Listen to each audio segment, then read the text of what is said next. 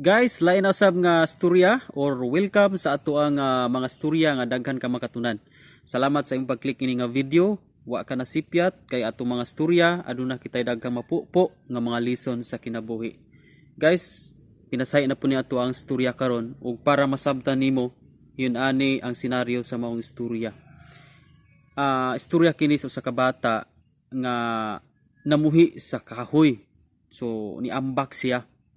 So usa ka adlaw niya na ang amahan nagbulong sa iyang anak. Usa ka lalaki ug sa pagbulong niya nakita niya nga nisaka di ay ang iyang anak dito sa tugkaran sa iyang balay nga adunay kahoy nga mangga misaka ang iyang anak dito. So nahadlasyak ang amahan kay ang iyang anak naabot man dito sa tumoy. So while gatan-aw ang amahan aduna siya tinguha nga pakanaugon yun niya tungod kay nakita niya nga wa siya salig sa iyang anak nga basi unya og matambog. Karon nahitabo nga ang anak dito sa tumoy sa mangga naga kulumbitay ining sanga. Nakagunit siya og sanga kay nahadlok siya kay nakit-an siya sa iyang papa. So while nahadlok siya tungod sa iyang kakurat, iyang nakagunit na laman siya aning sanga. Karon katong sanga nga iyang nagunitan kay ang usang sanga gabok man og laya na ba. So ang amahan miyon ang amahan nga dong ambak buhi ilang ng sanga kay wa koy salig anang sanga nga imong gikuptan kay laya na kana. Dapat mamuhi ka diha, ambak. So nahadlok ang anak nga mamuhi tungod kay layo pa kaayo ang tugdunan niya. So ni pasalig ang amahan nga sagdi lang ambak ra kay salkon ratika. So nadungog kini sa anak nga kana bang sagngon ra siya sa amahan pinaagi sa mga kamot. So ang anak wala magpanuko. Kay pagtan-aw niya nga ni kuto-kuto naman putong ang gikuptan. So sa laktod nga pagkasulti namuhi ang anak og miambak siya dito sa kamot sa iyang amahan. Og nasipti ang maong anak. Guys, dini lang tamo kutob sa ato ang storya o sambingay na kitay lesson nga mapupo niini. Nga sa ato dayong kinabuhi dapat aduna tay mga angayang buy-an sa atong kinabuhi. Susama sa usa ka anak nga nakakupot siya sa usa ka laya nga kahoy o sanga sa mangga. So wala dili kato kumpiyansa antong maong sanga kay adunay posibilidad nga mautoy iyahang kahulugan kung mautoy iyahang saligan ug kuptan. Sa atong kinabuhi adunay mga panahon nga doon na tayo gikuptan sa itong kinabuhi nga nagtuo ta nga kanigyod ang makasipti sa tuwa, kani ang makatabang sa tuwa. Pero doon ay mga kinahanglang buy-an nato o musalig kita sa amahan nga adto tas iyang mga kamot, musalig kita kay sipti kita diya sa iyang mga kamot. Kung dili ka mamuhi sa dapat pabuy-an sa Ginoo, dili gyud sipti ang kinabuhi mo. Pero kung buy-an nimo ang buot pabuy-an sa Ginoo ngatong amahan, masipti gyud ka sa kamot sa Ginoo. Sama sa atong sambingay nga giingnan siya sa amahan nga anak pamuhi diha para masipti ka kay wa koy salig anang imong gikuptan. Ang Dios nagtan-aw sa atoa. Do na tay gipangkuptan sa kinabuhi nga dili mo salig ang Dios nato tungod kay nakita niya nga atong gikuptan mo ni ang maka hatag og disgrasya sa ato ang kinabuhi. Usa sa mga example nga pabuy-an sa Dios aron nga masipti atong kinabuhi is kining ato ang mga tinuuhan.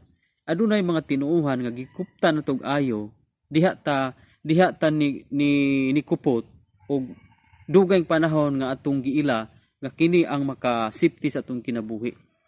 Pero pagtan-aw nato sa pulong sa Ginoo, nahimong peligro atong kinabuhi sa pagkupot nato ni ana.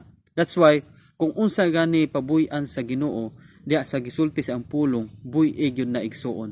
Kay kung dili nimo mabuy-an, dili safety ang imuhang kinabuhi. Kung mamuhi ta, buot pasabot ana, misalig kita sa Ginoo. Kay ang kamot sa Ginoo dako ug masipti kita sa dihang mobuhi kita sa mga butang atong gikuptan nga giltuuhan nato nga mo'y makasipti sa atong kinabuhi. Og lain pang example nga buy-an nato kay aron masipti ang atong kinabuhi is kini mga bisyo ug mga kahilayan sa kinabuhi. Daghang mga tawo nga dugay gyud kay panahon nga ilag yung gikuptan og ayo ang mga bisyo ug kahilayan sa ilang kinabuhi. Dili sila matud pa nila, di na gyud nila maundang, di lang nila mahunong ang ilang mga pagbisyo o pagkinabuhi sa kahilayan. So igsuon, kung usa ka kabisyoso, usa ka nagbuhat og mga dili maayo sa mga kahilayan, kung dili nimo nabuhi-an sa imong kinabuhi, dili gyud safety ang imong kinabuhi. Pero ang pagbuhi ni ana makasipti ka na sa atoang kinabuhi. Okay? Munang kung kita usa ka Kristohanon, dapat mamuhi gyud ta sa mga bisyo ug kahilayan. Dapat buy-an na nato. Og naata sa kamot sa Ginoo, dili na ta mukupot sa mga makapahugaw pa sa atoang kinabuhi. So guys, supuli nga nakahatag kita og dugang pagtulon-an sa kinabuhi. Daghan kayo tang buloy-an sa tong kinabuhi. Kung unsa may imong nasayran diha sa pulong sa Dios nga angay buy-an sa atoang pagkinabuhi, buy-ig gyud kana. Kay kana mo'y makaingon nga dili safety ang imong kinabuhi kung dili ka mamuhi. Ang pagpamuhi ni ana kung kana kabubuton sa Ginoo sama sa kamahan nga niyon, pamuhi di anak para masipti ka.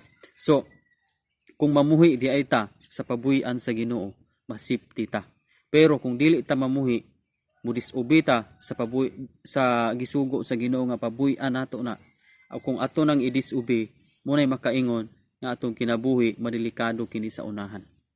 So matud pa sa Mateo 10:28 nga ayaw kamo kahadlok sa tawo. Kahadlokin noon ninyo ang Dios nga makapatay sa kalag sa lawas dito sa impyerno. So dapat nato nga kahadlukan gyud ang Ginoo. Okay? So musalig kita sa Ginoo. Matud pa sa Proverbs chapter 3 verse 5-6 nga ayaw gayud pagsalig sa imuhang kaugalingon. Hinoon saligi ang Dios sa bug-os nimong kasing-kasing. Ug ayaw gayud pagsalig sa imuhang kaalam. Okay? So ang pagsalig sa Ginoo mao ni ang pagpamuhi diha sa mga gikuptan nato nga walay sigurado. Okay? So kabalo ko nga nakabalo pug ka kung unsa ang mga dili sigurado nga imong gikuptan sa imong kinabuhi karon.